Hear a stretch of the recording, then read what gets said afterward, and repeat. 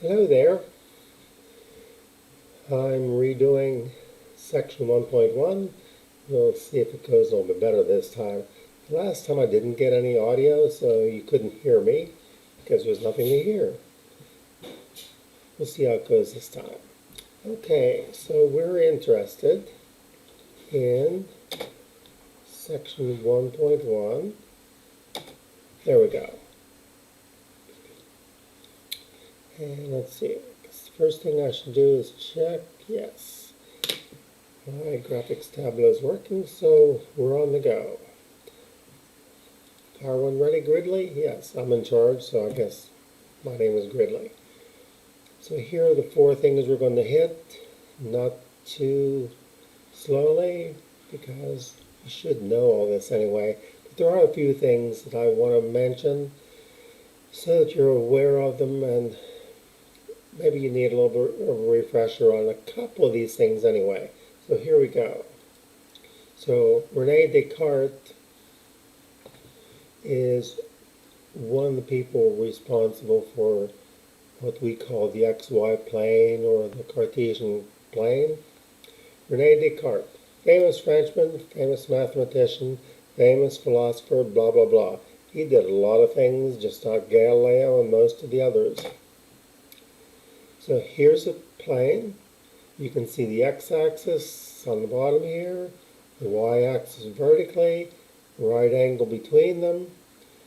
We've got four quadrants starting in the upper left, upper right, quadrant 1. Then it goes counterclockwise, 1, 2, 3, 4. Bingo. And back to 1 in case you are doing some kind of repeating situation. Next, all of those points can be represented by ordered pairs. The x-axis is the horizontal one, the y-axis the vertical one, as you're familiar with. The point of intersection is called the origin, and it divides the plane into the four quadrants that I mentioned a moment ago. Here we go. Now, I would have done this a little bit differently, frankly. I would rather this arrow for the x be down here at the bottom, because if I've got an ordered pair, the way I'm going to find the point is start at the origin and go the x distance, then the y distance to end up with that point. I might as well start the pen going, so I'm going to slip down here. There we go. There's the pen. We'll turn it on, the automatic red, and let's see if we're working here. Go back. It's not doing it yet. Let's see. Maybe it didn't take the pen part. So there we go. Pen. Come on, pen. Give me a red pen. Check it out. Now it looks okay. We're on our way. Next. So what happens if you've got two variables and you've got a bunch of data? Well, one of the things you can do is you can look at what's called a scatter plot. Take all those points, graph them on the same coordinate system, see if you see some kind of a pattern. The ideal one is if you see a linear pattern. That means a straight line. Here's an example of some data. We've got t, that's like the x, 2005, 2006, t for time, obviously, I hope obviously, and E represents the numbers in millions of people. E for employees, that's what it is. Okay, I was wondering. Now, there are two things about this that I wanted to mention. First of all, let's get up here with the graphic stuff. Okay. So first x value, let me try that again. First x value is 2005. That's a pretty big number. You know that if you do that on your graphing calculator, 2005, 2006, 2007 are going to be way too far away from the origin for you to see easily. So one possibility is instead of making y, or x, excuse me, instead of letting x or t being 2005, you let t, got a problem here. You might just let t be a 5, where t equals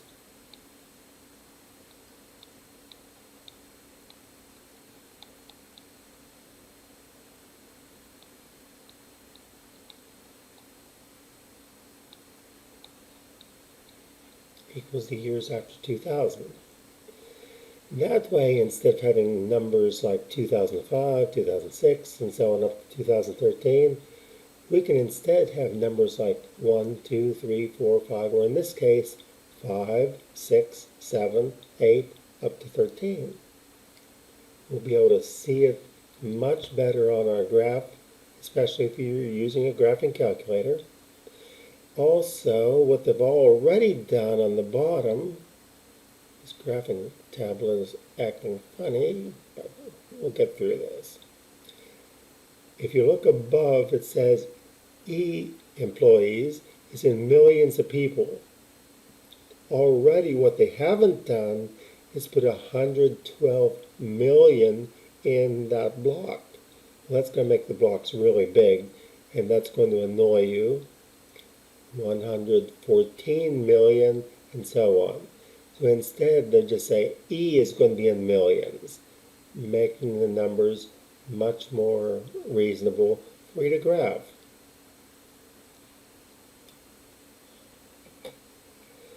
So this is what you could do, and I would suggest that you try doing this on the calculator. If you've got a graphing calculator similar to one of the ones that I've got, and I've got a TI-84 CE, no, TI-84 Plus CE or something like that.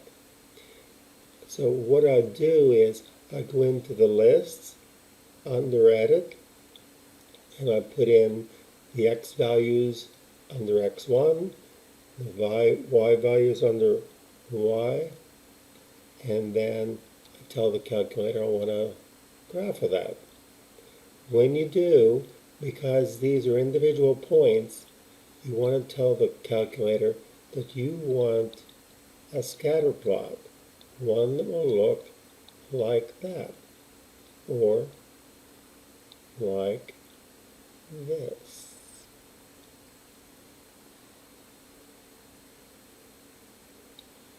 And you hit graph, and you get a picture that looks like that. Except that what you will have is on the left-hand side, you'll have 104, 106, 108, and so on. And on the bottom, across the x-axis, you'll have 5, 7, 9, 11, 13, and so on, or something similar to that anyway. You could also do it in Excel, too. In Excel, it might look even better.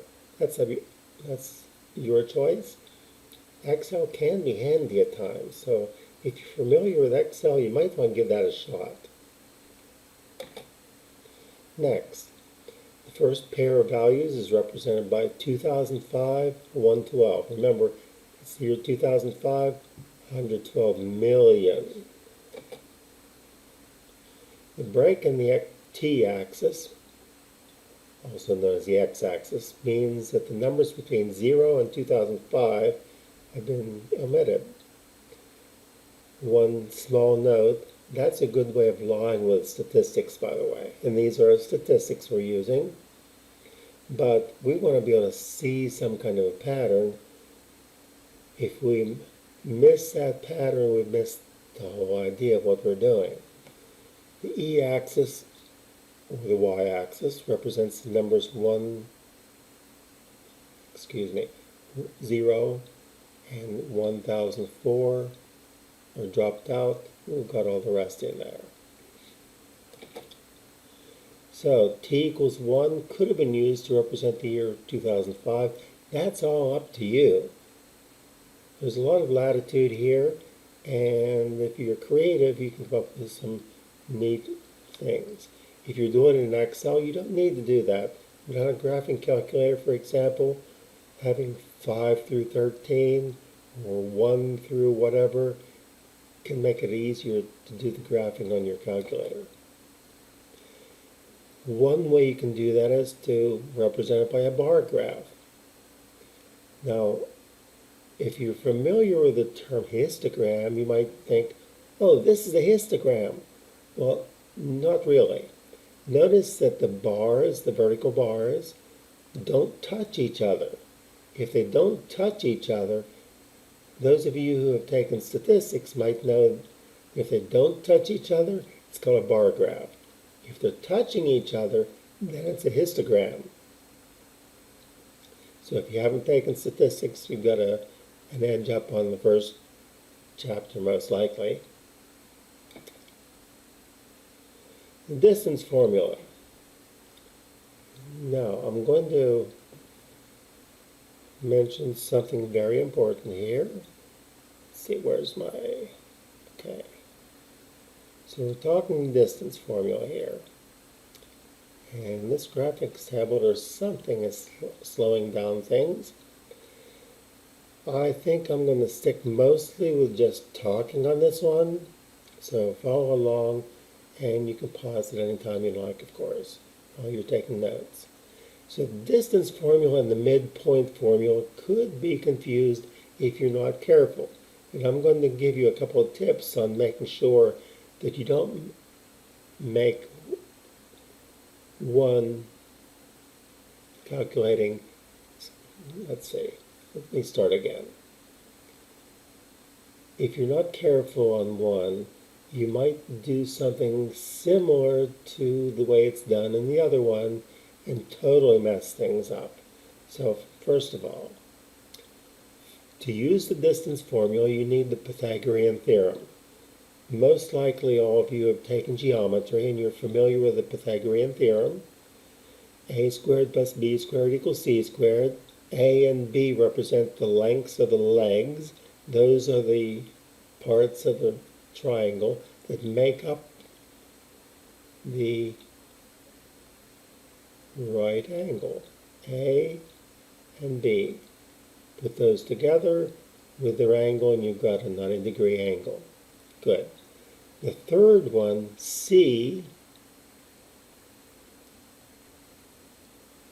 C is the longest side. It's called the hypotenuse.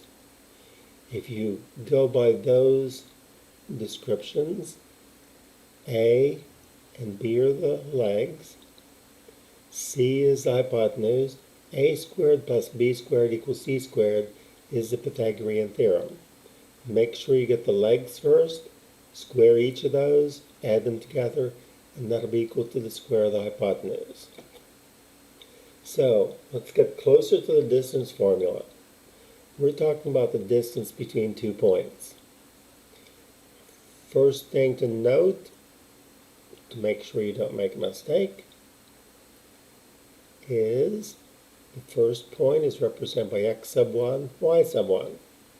The ones do not represent the values of the x and the y.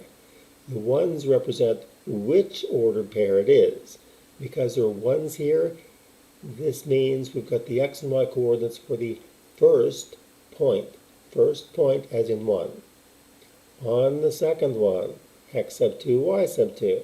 The 2's only mean which ordered pair it is. It's the second ordered pair or the second point. Now, with those coordinates in mind, we want to find out how far it is from the first point to the second point if you're taking the shortest distance, in other words, a line segment. First of all, you would start at this point. You're going to the second point. First thing you're going to do is you're going to measure how far it is in the x direction, how far it is from left to right. To do that, you subtract the 2 coordinates. Now that's very important. It seems really trivial, but you're going to subtract them. And you're going to subtract them taking the second one, subtract the first one. Now that's true of a lot of different things. If you're calculating a discount in a business application, for example, the x sub 1 would represent the original value, the x sub 2 would represent the new value, the new one minus the original one. And that'll tell you how far it's gone up or it's gone down according to the sign on it. Now, all we need is the distance. We don't care about whether it's to the right or to the left. That's why we have the absolute values. So if you get a negative, you take the opposite of it. The distance is always a positive or a non-negative number. You'll do the same thing with the y values. You're going from y sub 1 down to y sub 2. You'll be taking y sub 2 minus y sub 1. We don't care about the sign of that, so we take the absolute value of whatever we get, and that's the distance vertically that we're going when we go from the first point down to the second point. Might be better if I use this. There. I'm going to switch from the graphics tablet to my mouse. It's a little bit awkward, but it works better right now. So we've got the two lengths. We've got the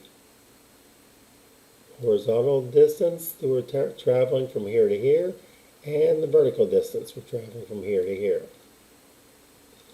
Next, we've got those two lengths, and the Pythagorean theorem says, if you look back here, the x sub 2 minus x sub 1 represents one of the legs. The y sub 2 minus y sub 1 represents the other leg. So when we get to the distance formula, this part is going to represent the horizontal distance, the horizontal leg. This will be the vertical leg. We square each one of those. Square this, and we end up with the square of what we need. Well, we don't want the square, we want the real distance. So, take the square root of both sides, that way we get just d, not d squared. We don't care about d squared really, except that it gives us d. Second, it really wasn't necessary for us in this distance formula to actually take the absolute value because we're squaring it anyway. We're not going to end up with something negative if we square it. So the squaring is going to take care of any negative values we might have here. So this is the distance formula. Take particular note. This is the distance from one point to the other. Inside the square root, remember the square root, you're going to subtract the x values. How far is it horizontally from one point to the other? You're going to square it. You're going to do the same thing with the y values. Subtract those, square it. When you get two squares, then you'll add them together. And last of all, you're going to take the square root of the sum of the squares. And that is the distance formula. One thing that I'm concerned that you could get mixed up with is, remember, you're subtracting here. I'll get back to that in a moment. So here's the distance formula. You might want to put that on the back of a 3x5 card or a 4x6 card if you want several different formulas there eventually. Make sure you take special note of that, carry it around with you, and compare it with what's coming up. So that's the distance formula. Now, this question says, use the distance formula to show that the points 2, 1, 4, 0, 5, 7, those are 3 points. See if they're vertices of a right triangle, because who knows? Those points could look like this, and you really don't know whether this is a right triangle or not. Big question right now. So how do you find out? Well, first of all, you're going to use the distance formula that I just highlighted and find the distance from the first point to the second point. Then you'll take the second point and the third point and find the distance for the second one. Distance 1, distance 2, and third, this is a triangle. You take those 2 points and find what the distance is between those two. That gives you 3 sides. Now remember, in the Pythagorean theorem, slip back here a moment. On this picture, the 2 legs are the shorter or the shortest of the 3 points, 3 sides. C is the long one. So if we go back here, once you find those 3 distances, the first thing you want to do is determine which one is the long one. That's going to be the hypotenuse.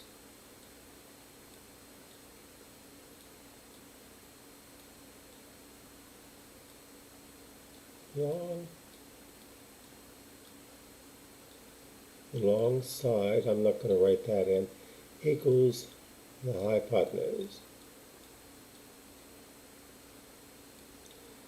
And that, if you use that picture we had earlier, that's going to be your C. The other 2 are going to be A and B. So you're going to take the values that you got up here, and you're going to take the first distance for the first leg, square it. You'll take the second distance, you'll square it. You'll add them together and see if it's equal to that long one squared. This part right here is the part that's in question. Do those equal? If they're equal,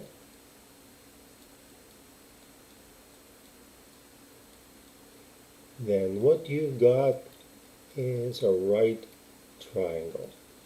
If they're off, no right triangle. Now, since we're using calculators, and calculators have a tendency to give you approximations or close values, because, for example, 1/3, just to take something real simple, if you put 1/3 in your calculator, you're not going to get an exact value. You're going to get 0.3, 3, 3. You're going to see several 3s. You might see 8 of them or 10 of them, whatever it is. But at some point, the calculator says, okay, Charlie, you've seen enough. You know what's going on. That's it.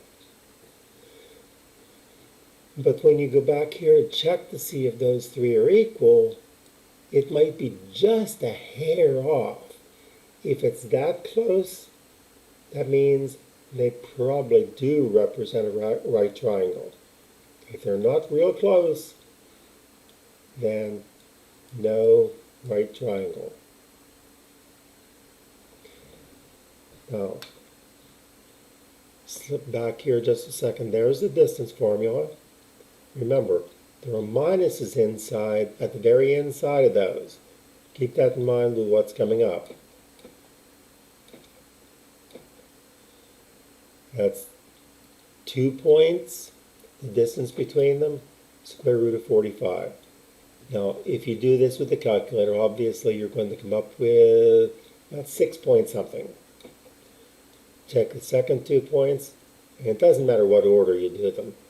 It's the longest is going to be the hypotenuse, and that's what's important. Take those 2 points, and there's the length of that side.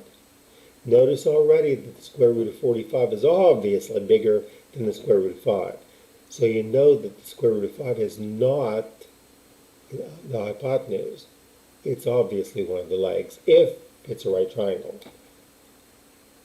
Third point, subtract, square, add, take the square root.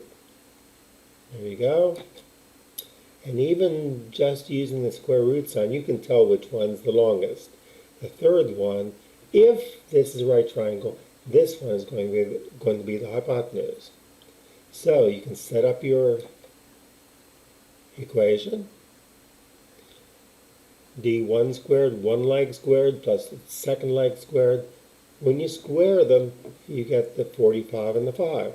Add those together, you get a 50. Now, drum roll. Is the third one a 50? Well, yes, that's sort of obvious. Now, the midpoint formula, and I want you to be very careful that you don't try to find the midpoint and accidentally use that minus sign. That is something that's going to be a problem unless you've memorized this or somehow kept these separate from each other. Here's the midpoint formula. Now, two things especially to notice. First of all, you're looking for a midpoint. That means what you're going to end up with from the two original points is some point. That means ordered pair. How do you get the ordered pair? You have to do two things. First, the x-coordinate of the ordered pair. Add the x-coordinates, divide by 2. How about the y-coordinate of the midpoint? Add the two y-coordinates, divide by 2. Do not subtract. Do not subtract. You add for the midpoint. And likewise, if you go back and you're doing something with a distance formula, make sure you're doing that subtraction and not addition. Don't get those two confused with each other. Very important. It's simple, but it's easy to make the mistake. So here's an example we've got to play around with the distance formula, the midpoint formula, in this case the midpoint formula. So what you've got here are annual revenues of $27 billion. Add a few dollars to that and you talk about real money, right? And along with that, you're talking about the year 2011. Ordered pair. $28.1 billion, 2013. What you've got is an ordered pair. So for the first one of the ways you could write it is you could write it, oops, let me start again. You could use 2011 for the first one, or maybe you just want to use 11. You could even say that the time 0 or year 0 was 2010, and this would be a 1, and that would be a 13 or 3. So there's one ordered pair, 27.0, and you've got a second ordered pair, 13 for the 2013, and 28.1 for the second one. The one thing this has done is it's taken your information that's inside a paragraph and put them into something real simple. One thing that I dislike about doing with word problems is to have to go back and read this paragraph over and over and over to get the numbers. So I separate them out, put them in some kind of order. So what we've got here is we want to find out, without using any other information, what would be the revenue, do you think, for 2012? We have for 2011, we have for 2013. Someone forgot to send us the information about 2012. What do? Well, first of all, we're going to assume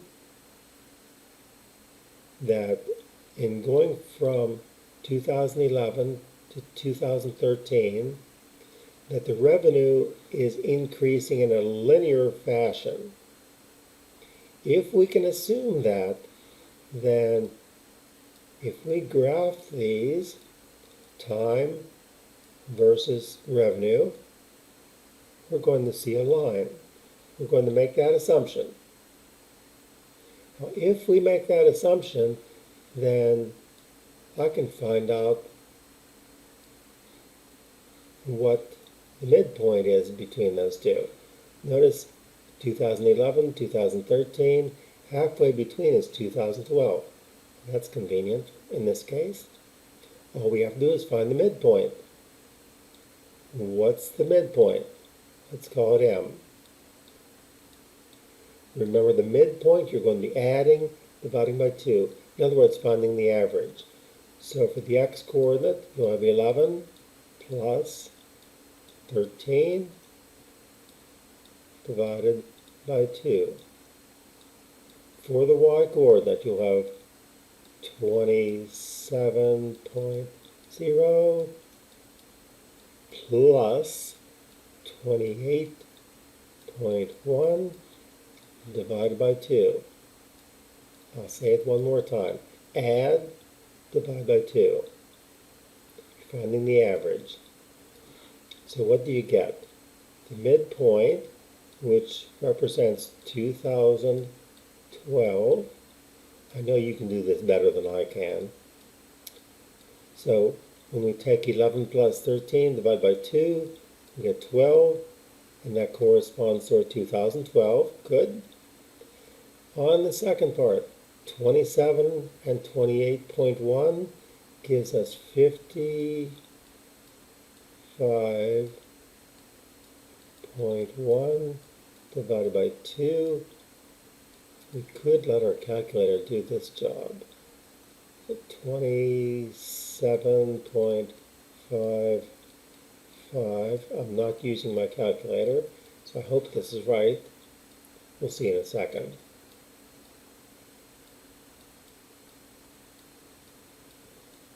If I made a mistake, this is how we do it anyway. Now this would tell us that in 2012, we probably had a revenue of about $27.55 billion for McDonald's Corporation. So let's take a look here. This is one way of doing it. There are other ways of doing it. And this is a simple one because 2012 does happen to be right in the middle. So there we add them together, divide by 2. Not subtraction, that's the distance formula. Add them, divide by 2. That gives us our 2012. They stuck with using the full year. Don't have to, that's up to you. And this is in billions of dollars. So the estimate is, and I actually did get it right on the fly, for the year 2012, we can estimate that the revenue was probably between around $27.55 billion. The actual revenues were probably a little bit above it or a little bit below it. Excuse me. We've got a good estimate anyway. Sometimes all we need is an estimate. Last of all, translating points in the plane. So what are we talking about? Okay, something like this. We've got some kind of figure on the plane. Let's suppose it's a parallelogram like this. Now, translating, what does that mean? That means we've got this figure. Now imagine being able to grab onto that parallelogram and drag it to somewhere else on the plane. But it doesn't bend, it stays the same shape, but you're going to drag it maybe to the right, to the left, some combination of the two, That's what translating means. You're going to keep the look and you're going to move it to a different section of the plane, the Cartesian coordinate plane. So, why do we want to do that? Because computer graphics sometimes depend on that. If you've seen some computer graphics, they include things like transformations. One of those is a translation. That's one we were talking about. You can also have reflections where you flip it left to right, or you can twist it around like as if you're using your wrist, or you can take and use both hands and stretch it wider or higher. So here is our parallelogram. We've got the vertices shown. What we want to do is move that 4 units to the right and 2 units down.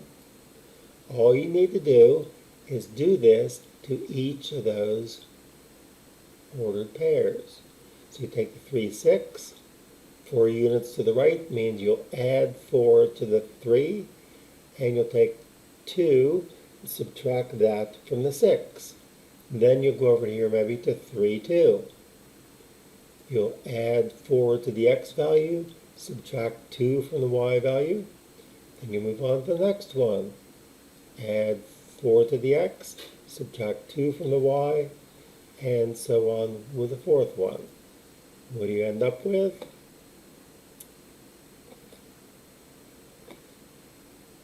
There are your simple calculations in this case. There are new vertices after we've translated it or moved it around on the plane without twisting it. And there is our new parallelogram after we've moved it. Notice the shape is exactly the same, we just put it somewhere else. And that is the end of the story. If you have any questions,